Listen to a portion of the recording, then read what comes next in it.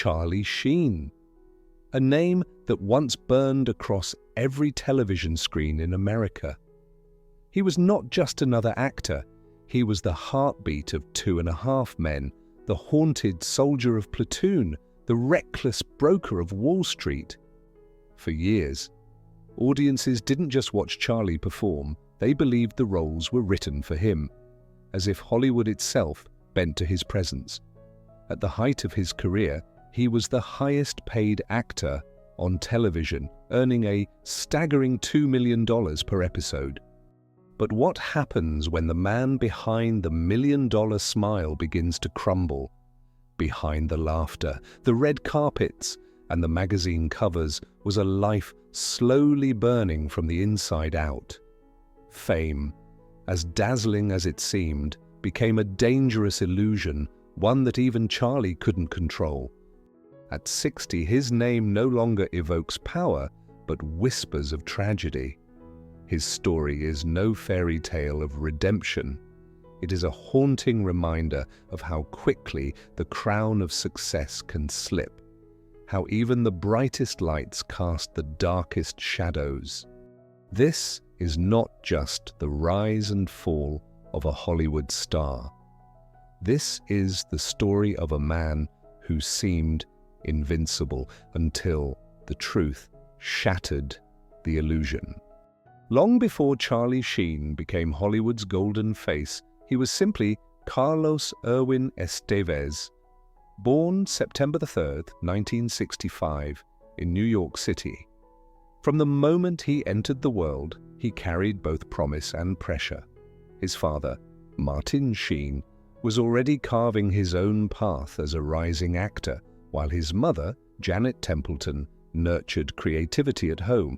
Ambition and artistry filled the household, but so did the heavy weight of expectation.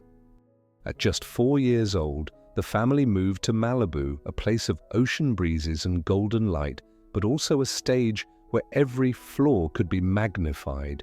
To outsiders, it looked idyllic, but to the boy growing up in the shadow of Martin Sheen, it was anything but simple. Every step risked comparison. Every success seemed borrowed.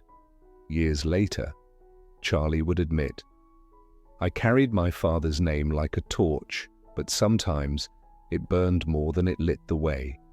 By 13, armed with a Super 8 camera, Charlie filmed short, shaky movies with friends who would also become stars: Rob Lowe, Sean Penn, even his brother Emilio Estevez. Those afternoons weren't child's play, they were his lifeline. Yet as he chased his dreams, fractures began to appear. At 17, just weeks before graduation, he was expelled from high school, poor grades and absences catching up with him. It was his first scar, a wound that would haunt his sense of worth for years. Expelled from high school, Charlie Sheen might have seemed destined for obscurity.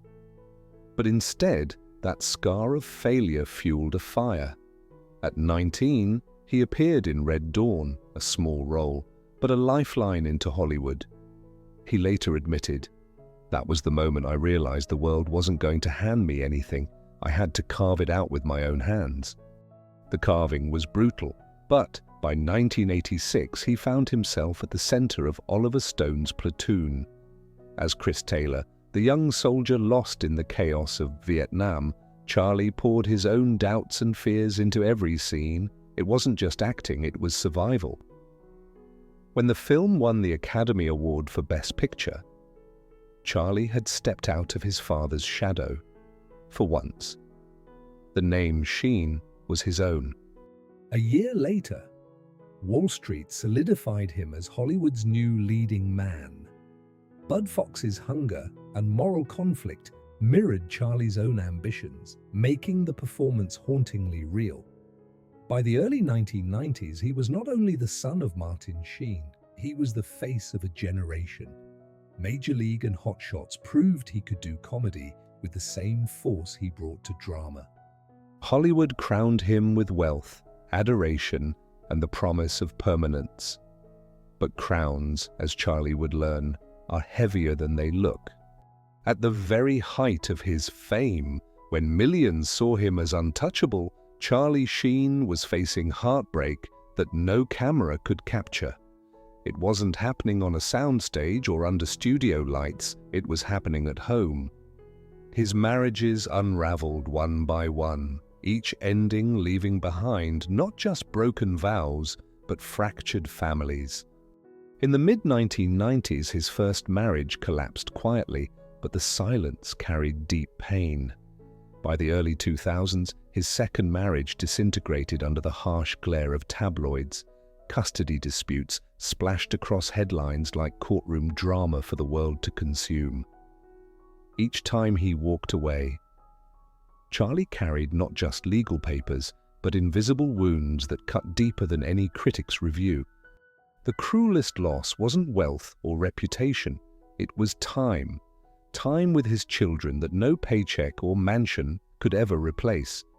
He could buy gifts, vacations, even entire estates, but he could not buy back birthdays missed or bedtime stories never told. He admitted with raw honesty. The hardest part isn't the cameras or the critics. It's when your kids ask why you're not there. To the world, he was larger than life. But to his children, too often, he was only a ghost, present in photos, absent in person. For nearly a decade, Charlie Sheen was the heartbeat of 2.5 Men. The role of Charlie Harper felt indistinguishable from the man himself, witty, reckless, magnetic. Week after week, millions tuned in, making him the highest-paid actor in television history.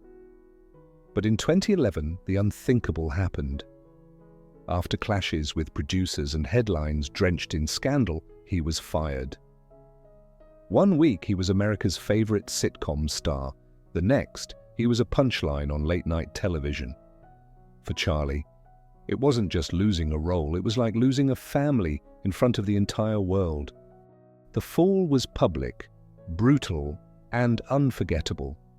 The cameras that once adored him now documented his collapse, stripping away the illusion of invincibility. And then another storm arrived. In 2015, Charlie Sheen stepped before the cameras and confessed he was HIV positive. The admission sent shockwaves across the globe. "I thought I was invincible," he admitted. "But I wasn't. Nobody is." The man who once seemed untouchable was suddenly fragile, human, and painfully exposed. Fame had lifted him higher than most could imagine, but it could not shield him from consequence.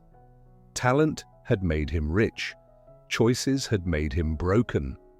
Today, at 60, Charlie Sheen's life bears little resemblance to the one he once flaunted on magazine covers.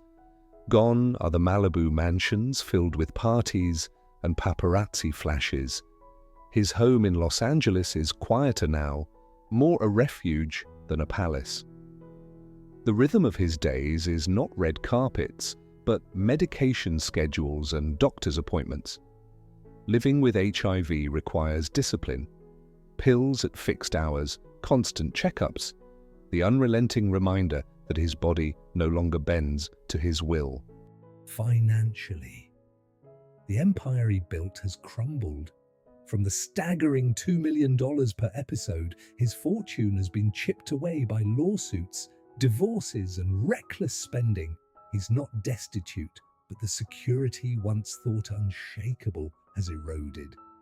Wealth, he has learned, cannot repair broken time nor protect against consequence.